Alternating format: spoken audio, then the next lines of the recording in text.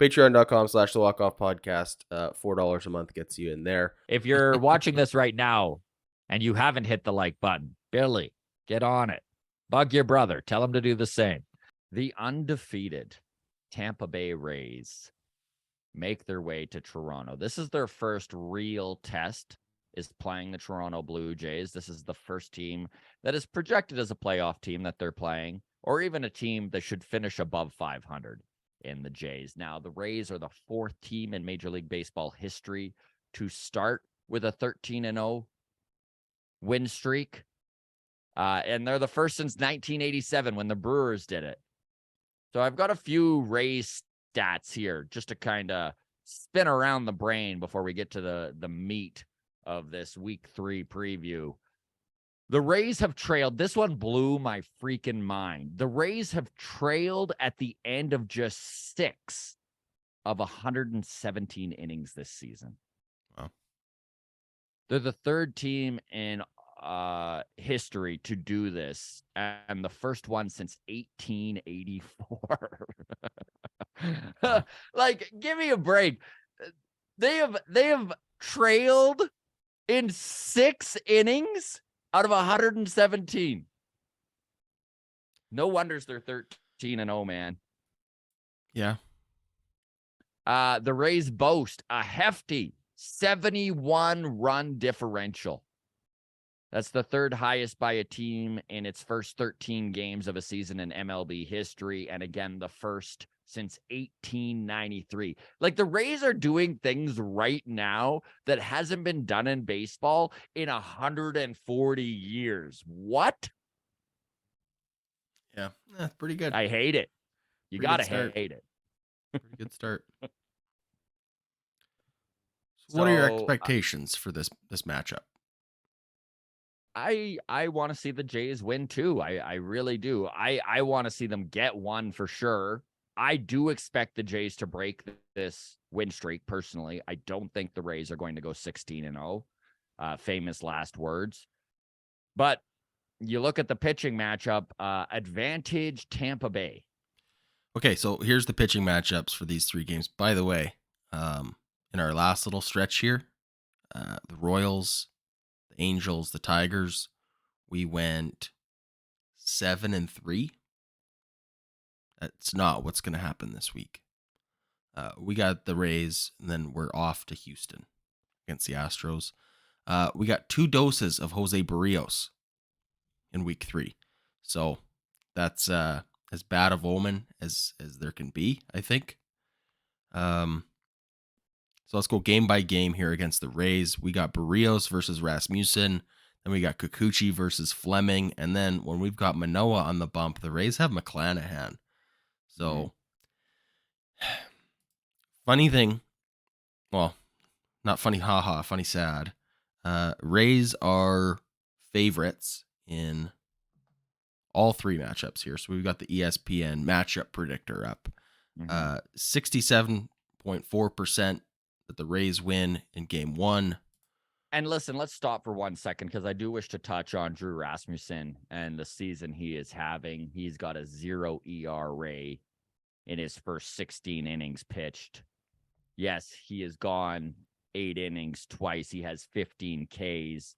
He's got a whip of 0.23. The dude is dialed in.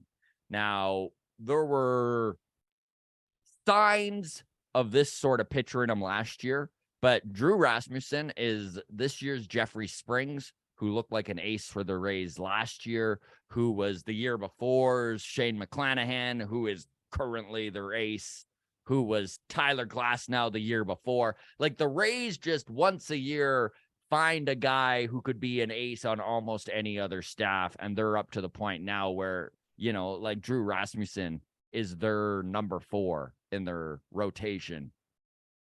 I mean, and he hasn't allowed a run.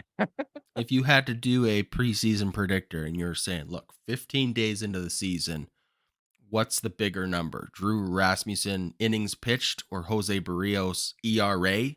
You'd probably say innings pitched for Rasmussen. And the good news is you'd be right. The bad news is it's close. It's 13-11. that's, that's not so good. All right. Jose Barrios. Yeah, what can I say? So Rays are favored in all three matchups. Even the Alek Manoah start. Again, they got Shane McClanahan on the bump. Yusie Kikuchi, according to ESPN, that matchup against Josh Fleming is the Blue Jays' best chance at victory at 47.2%. Spoiler alert, our best chance at victory all week long, according to the ESPN predictor. 47.2%. That is our best chance of victory across the Rays and Astros series. So we're in for a tough one. We're in for a tough one, Scott. I don't feel good about this. Baseball is a funny little game, is really the only thing I can say about this. It's impossible to write the Blue Jays off. The team is a good team. And if they can put up some runs, I think a win or two is 100% doable against the Rays. This is a team they're going to need to beat throughout the season. And this is a team where, with playing them 14 times, it's going to matter, the record. As you look at the AL East, you can already tell that it is going to be a dogfight right to the end. And these interdivisional matchups are going to matter. And when I say it's going to matter, I mean at the end of the year, when the dust has settled, and we're looking at who's playing in the wild card, who won the division, there could even be a tiebreaker scenario where there are 3 AL East teams that could be in the playoffs, and it comes down to whether the Jays won more games against the Rays or not. Like, this is how tight and how little of a little room there is for error.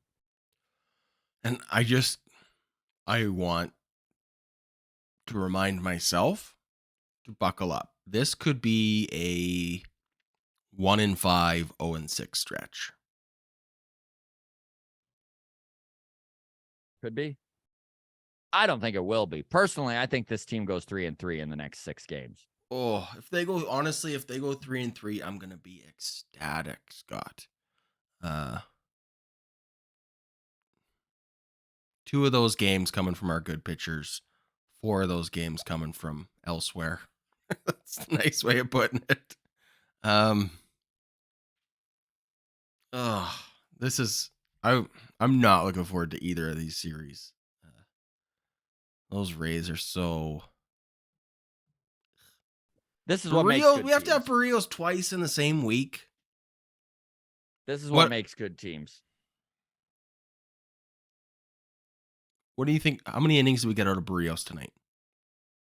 I'm predicting 7 innings and Barrios takes the win. Whoa. I hope you're right.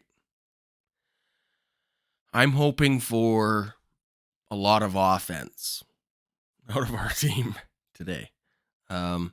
Forget today, this week. The bats need to be alive. We cannot see the bats do what they have done the last 2 games against the Tigers. Barrios. 5 runs over 2 games against the Tigers just isn't enough. And I mean, the Blue Jays didn't even get 3 of those runs until the 9th and 10th inning of Wednesday's game. So the bats are going to make or break these next 2 series. So Jose Barrios, 4 innings in his first outing, 5 2/3 in his second outing, but gave up 8 earned runs against the Kansas City Royals. If he pitches a single pitch in the 4th inning tonight, I'll be ecstatic. But I'm terrified. I'm terrified for Jose Barrios. Hopefully the bats wake up. Hopefully Matt Chapman has recovered from his illness. We're gonna need him tonight. Anything else to add on this week 3 preview? Astros, how do you feel about going down to Houston, Scott? World Series champions defending Listen, Defending champs. the Astros are always a good team. You can never write the Astros off. Going there with Gosman pitching game 1, I honestly, I really do believe that the Blue Jays, this is the first major test of the year for them. You're going to see where they're at as a team. You need to play good teams. This is how you get into the playoffs. And if they can continue to keep their head above water here, the 8-5 Jays, if after these 6 games are 11-8, I'm happy. Yeah, if we're 11-8, I know you are too. I know you're happy. ecstatic, but I really think that 3-3 is not an unreasonable expectation, and that's the low watermark in my opinion. You are right. As Jays fans, we should maybe be ready to be talking about a 1-5 stretch here, but the game's got to be played. The game's got to be played. And it's not like this. It's not like this team isn't a good team. This Jays team, it wouldn't shock the baseball world if the Jays go 3-3 here by any means.